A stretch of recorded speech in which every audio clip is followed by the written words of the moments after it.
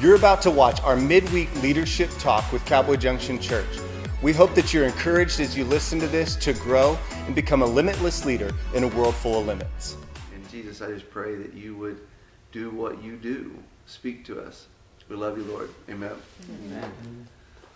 Well, I guess as long as I could ever remember, I've always been a dreamer. I guess as a kid, I used to take showers, and in the showers, I used to take 30-minute showers just because I had to be in there winning a football game, or doing something big, or I just loved shower time, and it was hilarious. I love just dreaming. I guess when I went to Phoenix, I really learned how to focus my dreams and to be more specific. I started dreaming about being used by God. But it wasn't just I want to be used by God. I began to just dream about a cowboy church someday. I began to dream about reaching the rodeo community. I began to be more specific in my dreams, but I've always been a dreamer. But today I want to talk to you about the good things and the bad things about being a dreamer. Because as a leader, you're going to have vision. Right. If you don't have vision, it's going to be very difficult to find the fuel and for the energy required to be the leader that God's called you to be. Because let's just face it. There's a lot of flash in the pan stuff. Flash in the pan is the old term of, hey, you put something in a pan, you light it, and it blows up really quick, and it's awesome, but come back 15 seconds later, and it's already burned away. Mm-hmm. And if you're going to be a dreamer, you've got to keep the fire lit. In anything, if it's transforming your physical body, you've got to keep the fire lit. If it's transforming your mind, you've got to keep the fire lit. If it's whatever it is, your marriage, you've got to keep the fire lit. If it's raising kids, everybody wants to have kids, and then you get kids, and they wear on you a little bit. Not bad, not in a bad way, but you got to keep the fire lit. You got to, there's all kinds of things as a leader. In ministry especially, think about this. Some people would think, oh my gosh, you're doing God's work. Surely you don't have to have much of an excitement. And the fact is that even ministry can become a job. Right. You can be a greeter at the church. And you get that phone call at night, you didn't think you were up, and you're up, and you thought you were going to get to watch TV tonight, or you thought you were going to get to do something, and now you find yourself getting dressed. And not just dressed, but you find yourself having to put on something nice because you're a greeter. And it just shifted. Have you guys ever gone through the shift before? Yeah, to where it's not a ministry, it's an obligation now. Wow. And you've got to be careful. We all need to be sharpened and sparked in the vision that we have. Right. And so back to the dreamer thing, back to having vision. I've always just had a fire in me to dream big.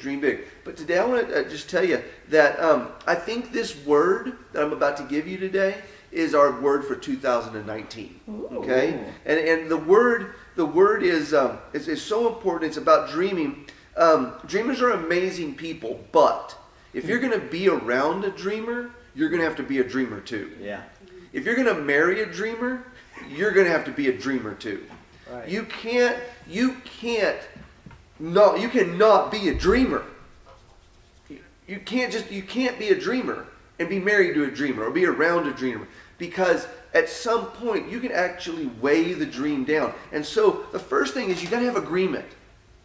You have to have agreement. You have to have agreement. There has to be a moment that a husband and wife says, that's the direction we're going. That's the direction we're going. There has to be a moment a church turns and says, that's the direction we're going. There has to be a moment that everybody says, I love where we're going with this. And we've had people in our church who didn't get it at first, okay? Didn't understand why we were going to start a school. And they took a little longer, but they finally saw what we were doing. Agreement is everything. And if someone can't be in agreement with the dream, it's okay for them to go, because they need to go somewhere where they can get to be a part of the dream. Right. Okay? So agreement is the most important thing. I want to be around people who are prepared to be dreamers too. Yeah. Okay? But let's go different. The word for 2019 is we're going to put a clock on it. Because one of the things that I noticed about this weekend watching football, have y'all ever saw, I love football. Football is intense. Football is strategy. Football, some people don't like it because it's like y'all just played for 3 seconds and then you were done. Oh, no. If you played football, you know that it was strategy and explosiveness, and it was a plan, and it was everything. I love that about football. And then you went and regrouped, and you tried a different plan. I love football, but do you guys know how boring football would be if you didn't have a clock? Right. Wow. Yeah. It's true. Let's think about this for a minute. Yeah, it's true. How boring would football be if it wasn't for the clock? But what makes football exciting and what makes football strategic is when you put a clock on it. And a clock is everything when it comes to football. And you know what it's also important to? A lot of people dream, but they don't have a clock on their dream. And a clock is what makes a dream turn into a goal. And if I'm not careful, one of the things about me being a dreamer is we don't put a clock on it. And we talk about dreaming, and we talk about what we're going to do, and we talk about where we're going to go, and we talk about how we're going to do it. And one day we're going to do this, and one day we're going to do this. And you know what? That is exciting when you first hear about the dream. When someone comes in and says, we're going to do this, and you go, oh my gosh, how do you come up with these dreams? They're amazing. But after 6 years of dreaming, people get tired of the dream. Who wants to be pregnant forever? Seriously. And I don't mean the kind of pregnant to where, a lady comes and says, if it was up to me, I'd have a child every year. I think that's cool. I think that's way cool. I think there's women who are gifted in that. But you know what she's not saying? She's not saying, I want to carry a baby for 12 years. Right. She's saying, I want to carry a baby. And I want to carry it to term. And when the time comes for it to be born, I want to see that baby and I want to be that baby's mama. And then I want to turn around and I'll have another baby. And we're going to carry that baby to full term. And when that baby's ready to be born, we're going to have that baby. But what she's not saying is, I want to be a mom. And I want to just carry a baby forever. And I'll just carry that baby for the rest of my life. No, you got to put a clock on it. Yeah. Who wants to be pregnant for the rest of their life? And no man wants to be married to a woman who's going to carry a baby for all of their marriage. Does that make sense? Yeah. Have the baby. And the same thing goes true as a leader. If we keep talking about it and keep talking about it and keep saying what we're going to do and keep saying what we do, we're just dreamers. But we don't have goals. Wow. And a clock is the very thing that changes a dream to a goal. That's so good. And I think it's very important that, can you imagine what it's like to be a part of a church that all they ever do is dream? Come on, let's think about this. Yeah. Because we talk about dreaming, and we talk about having a dream. But at some point, you lose people because they never see the finished dream Right. become reality. Yeah, it's really good. And that's something that the Lord's really been put on my heart, that to dream is a great thing. To dream is wonderful. But to put a clock on it really puts you in a place to where then you can move on to the next season of dreaming that God has for your life, and the next season of goal setting, and the next season of strategy, and the next season, which then you put a clock on it too, and all of a sudden you move from being a dreamer to a goal setter. Putting a clock on your dreams are very important. If you can't get there in a time that you pray about, then something's wrong. It really is. You have to put a clock on it.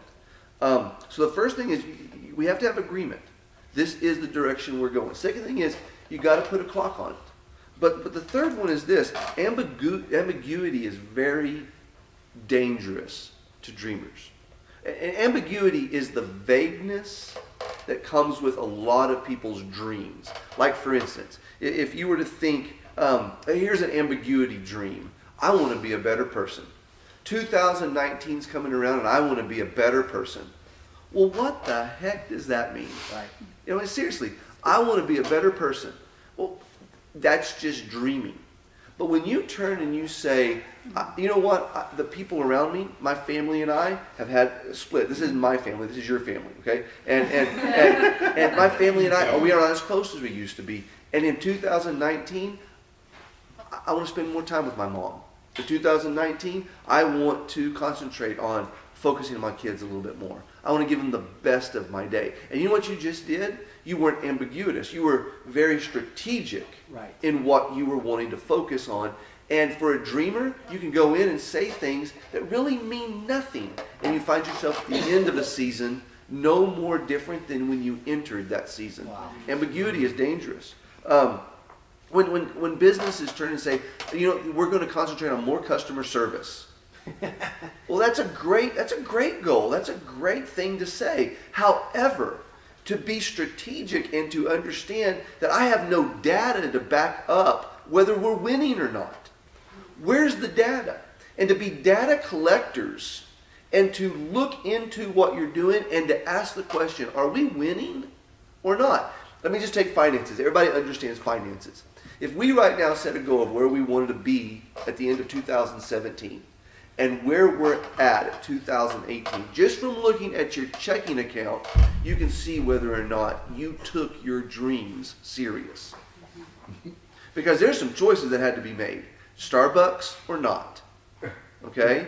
Walmart or Albertsons. Walmart. There was choices that had to be made. Would you agree? Vacation or not. Okay? And it's all of these things that you have to pay attention, that you can say, by the end of the year, I want this much money saved up in the bank. But that is dreaming, and it's ambiguous. But if you get down, what is it? Ambiguous. I'm getting closer. You're doing great. Yeah. I'm just glad you're using the word. The dream turns into a goal whenever you all of a sudden put data behind it. And the data is you collecting. Like, let's go back to the statement, we just want better customer service. As a church, don't you think we want good customer service? Right. Yes. Yeah. But how do you measure that? Right. And you have to ask that as a leader. And you have to ask that in your department. Because the assumption is everybody looks happy. But there are ways to look at whether you're winning in your leadership or not. Number one, I think as a pastor I have to look at how many people did we baptize this year? Do y'all know that's the first act of obedience after salvation? And you could have 400 salvations in a year. That's pretty amazing, isn't it? Yeah. But if you have 3 baptisms, are you following through on the dreaming you're doing? And you may not have 400 baptisms, but you got to know where the win is. Right. Same thing goes with return folk. Folks that, if they walk in the door once, that's a win. But do you know if they walk in the door twice? That's huge. How do you measure that? And are you measuring that? Clay's doing really something awesome in our giving. When he took over the giving at Cowboy Junction, as far as strategy of keeping our finances in order, Clay automatically picked up and came to me and he said, we're going to start honoring our first-time givers. Now imagine this. Someone comes to Cowboy Junction, considers this place their home, and they give financially for the very first time. Doesn't matter the size, doesn't matter what it is. They went and got a card or an envelope, wrote a check, whatever it may be. And if it's their very first time to give, Clay sends them a letter from us thanking them, telling them how blessed we are that they would how does it go? Believe in the mission and Believe in the vision. mission and vision of Cowboy Junction. We don't take what you did lightly. It's a really great letter, and every first-time giver gives. Now, at the end of the year, Clay has a record of everyone who participated in first-time giving, and we're able to follow up with them. And the other day, I participated in a survey, and the survey asked, how are you at following up and having the data to know who your first-time givers are? And I said, I got Clay, and he gave me the number, and we sent the number in. We were one of the very few churches who ever kept a record of that. Now, why would you not keep that? Because finances is touchy. Finances is iffy. What if someone gave an offering and then got a letter in the mail? Could they get offended? People get offended over everything. People get mad over everything. But if they get mad in your encouragement, and if they get mad over your how else would you say it? Your thumbs up, your encouragement. We're glad you're a part of us. You can't get upset about that. As a leader, just the fact that we are very strategic in that kind of data shows the things that we value around here. And see, we could automatically think, well, that's none of our business. We don't do anything like that. We just kind of let God control it all. And we're doing that at the same time we're collecting data. and we're following through on these important things that take place. So as a leader, I think it's very easy, especially in spiritual things like we do here at church. We can just kind of float and hope we're doing good and think we're doing good. And the fact is that at some point we have to stop and pause and think if we're being vague, we don't know.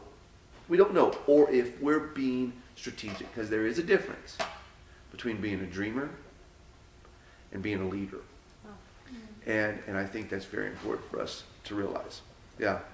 For 2019, don't be surprised when I turn to you and celebrate our dreams, but don't be surprised if I turn to you and say, what's the clock on it? Yeah. What's the clock on it? That's good. And I would suggest right now, you have a pretty good answer for what your clock on it is. Okay? There you go. It's good.